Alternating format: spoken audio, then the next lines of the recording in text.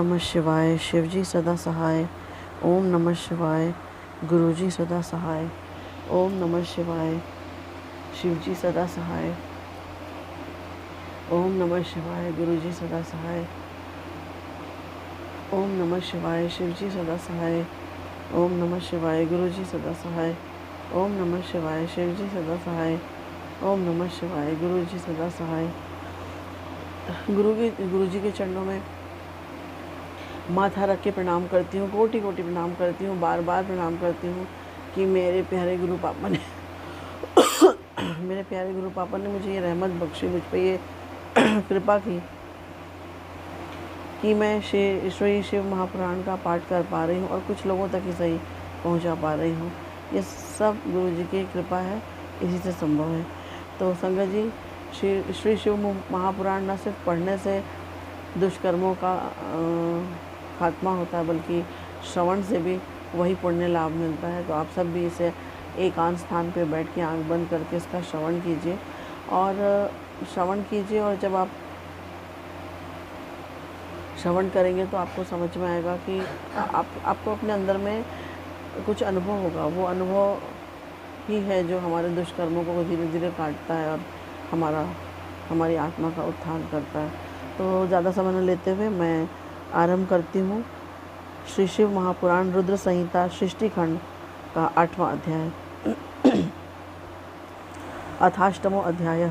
विषय है ब्रह्मा और विष्णु को भगवान शिव के शब्दमय शरीर का दर्शन। ब्रह्मा जी बोले, मुनि श्रेष्ठ नारद, इस प्रकार हम दोनों देवता गर्व रहित हो निरंतर प्रणाम करते रहे। हम दोनों के मन में एक ही अभिलाषा थी कि इस ज्योतिर्लिंग के रूप में प्रकट हुए परमेश्वर प्रत्यक्ष दर्शन दें। दीनों के प्रतिपालक, अहंकारियों का गर्व चूर्ण करने वाले तथा सबके प्रभु अविनाशी शंकर हम दोनों पर दयालु हो गए। उस समय वहाँ उन सुर श्रेष्ठ से ओम ओम ऐसा शब्द रूप नाद प्रकट हुआ जो स्पष्ट रूप से प्लुत स्वर में सुनाई दे रहा था। जोर से प्रकट होने वाले उस शब्द के विषय में यह क्या है, ऐसा सोचते हुए समस्त देवताओं के आराध्य भगवान विष्णु मेरे साथ संतुष्ट चित्त से खड़े रहे। वे सर्वथा वैर भाव से रहित थे। उन्होंने लिंग के दक्षिण भाग में सनातन आदि वर्ण अकार का दर्शन किया।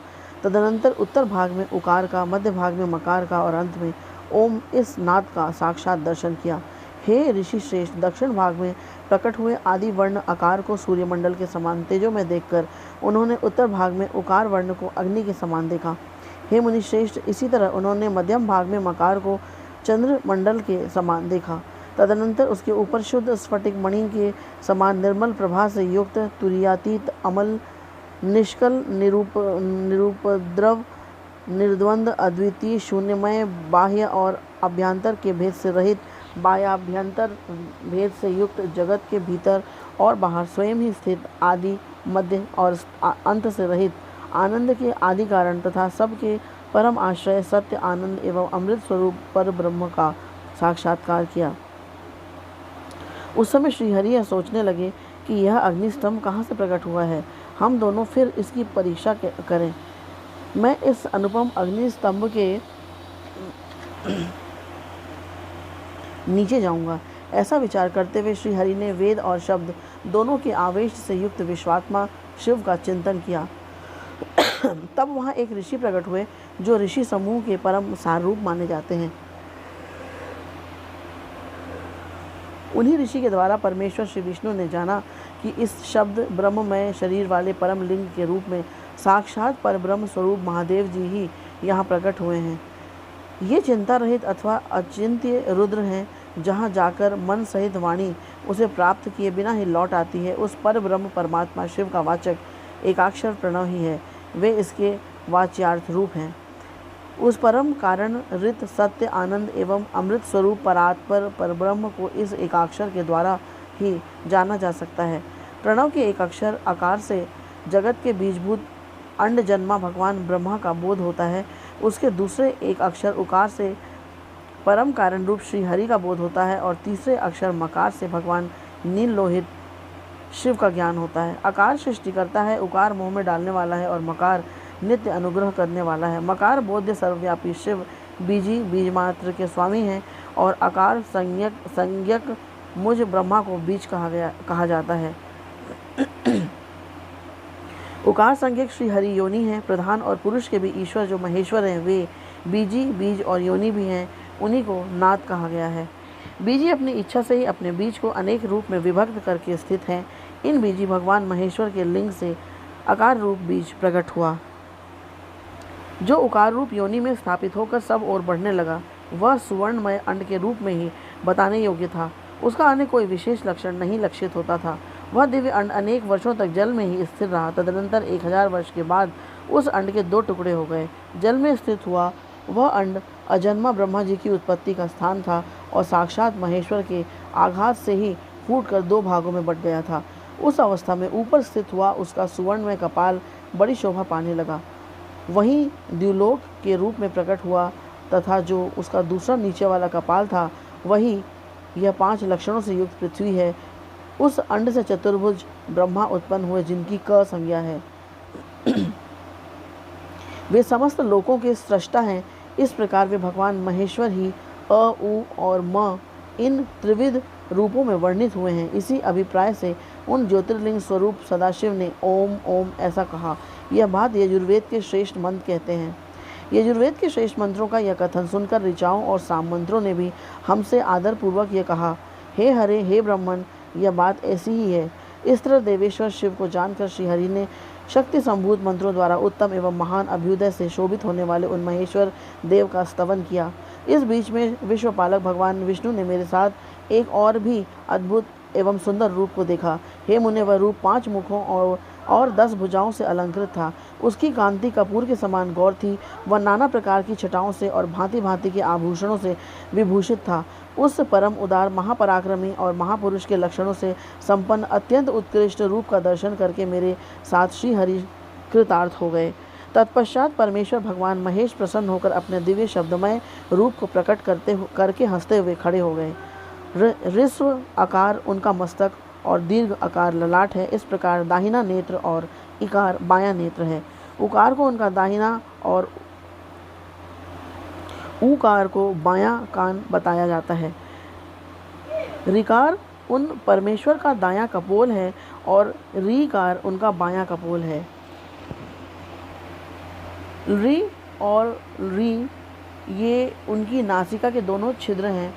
एकार उन सर्वव्यापी प्रभु का ऊपरी ओष्ठ है और ऐकार अधर है। ओकार तथा औकार ये दोनों क्रमशः उनकी ऊपर और नीचे की 2 दंत पंक्तियां हैं। अम और अह उन देवादिदेव शूलधारी शिव के दोनों तालु हैं।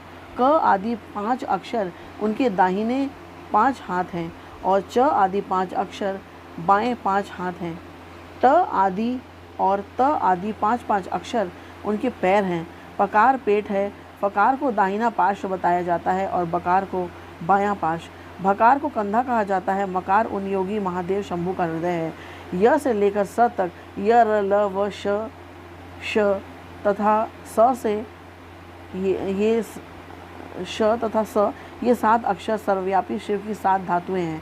हकार को उनकी नाभि और क्षकार को नासिका कहा जाता है। इस प्रकार निर्गुण एवं गुण स्वरूप परमात्मा के शब्दमय रूप को भगवती उमा सहित देखकर श्री हरि मेरे साथ कृतार्थ हो गए। इस प्रकार शब्द ब्रह्ममय शरीरधारी महेश्वर शिव का दर्शन पाकर मेरे साथ श्री हरि ने उन्हें प्रणाम करके पुनः ऊपर की ओर देखा।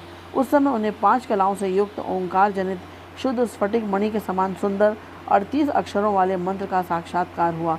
पुनः संपूर्ण धर्म तथा अनर्थ का साधक, बुद्धि स्वरूप, अंत्य हितकारक और सबको वश में करने वाला गायत्री नामक महान मंत्र लक्षित हुआ। वह 24 अक्षरों तथा 4 कलाओं से युक्त श्रेष्ठ मंत्र है। पंचाक्षर मंत्र ओम नमः शिवाय 8 कलाओं से युक्त है। अभिचार सिद्धि के लिए प्रयोग किया जाने वाला मंत्र 30 अक्षरों से संपन्न है, किंतु यजुर्वेद में प्रयुक्त मंत्र 25 सुंदर अक्षरों का ही है। यह 8 कलाओं से युक्त तथा सुश्वेत मंत्र है, जिसका प्रयोग शांति कर्म की सिद्धि के लिए किया जाता है। इस मंत्र के अतिरिक्त 13 कलाओं से युक्त जो श्रेष्ठ मंत्र है वह बाल, युवा और वृद्ध आदि अवस्था में आने वाले क्रम के अनुसार उत्पत्ति, पालन और संहार का कारण रूप है। इसमें 61 वर्ण होते हैं।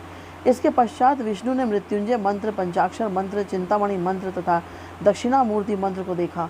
इसके बाद भगवान विष्णु ने शंकर को तत्वमसि वही तुम हो, यह महावाक्य कहा। इस प्रकार उक्त पंच मंत्रों को प्राप्त करके वे भगवान श्रीहरि उनका जप करने लगे। इसके पश्चात ऋक, यजु, सामरूप वर्णों की कलाओं से युक्त ईशान ईशों के मुकुट, पुरातन पुरुष, अघोर हृदय, मनोहर, सर्वगुह्य, सदाशिव, तांडव नृत्यादि कालों में वामपद पर अवस्थित रहने वाले महादेव, महान सर्पराज को आभूषण के रूप में धारण करने वाले, चारों ओर चरण और नेत्र वाले कल्याणकारी ब्रह्मा के अधिपति, सृष्टि स्थिति संहार के कारणभूत वरदायक सांब महेश्वर को देखकर भगवान विष्णु प्रसन्न मन से प्रिय वचनों द्वारा मेरे साथ उनकी स्तुति करने लगे।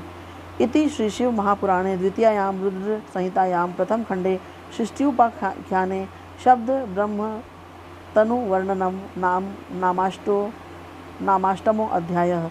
इस प्रकार श्री शिव महापुराण के अंतर्गत द्वितीय रुद्र संहिता के प्रथम खंड में सृष्टि उपाख्यान में शब्द ब्रह्म तनु वर्णन नामक 8वां अध्याय पूर्ण हुआ।